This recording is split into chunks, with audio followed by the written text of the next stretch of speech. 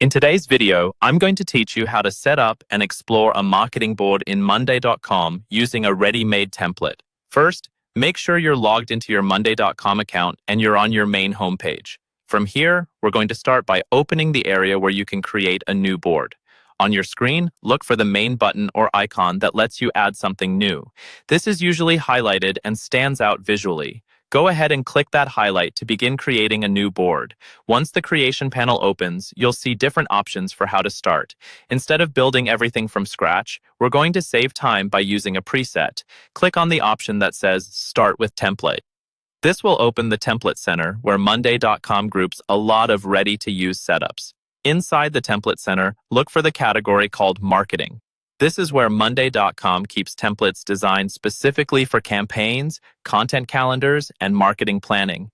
Click on Marketing to filter down to only those templates.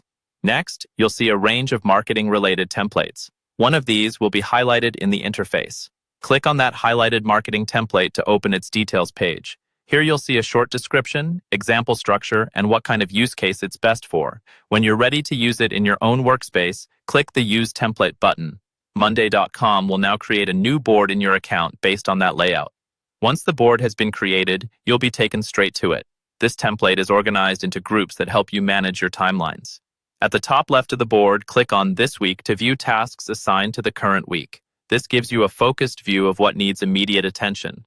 Right below or near that, click on Next Week to switch to items planned for the upcoming week. Shifting between these views helps you understand both short-term and near-future work.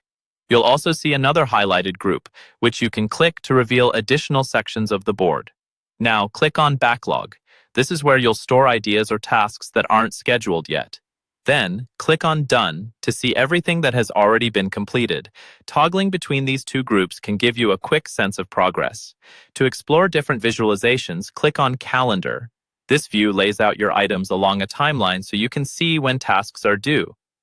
Next, click on Type Chart to see your data summarized visually, for example by status or type of work. Then select Kanban to see tasks as cards organized by status columns, which is great for workflow management. You might also see a numeric view represented here as 0.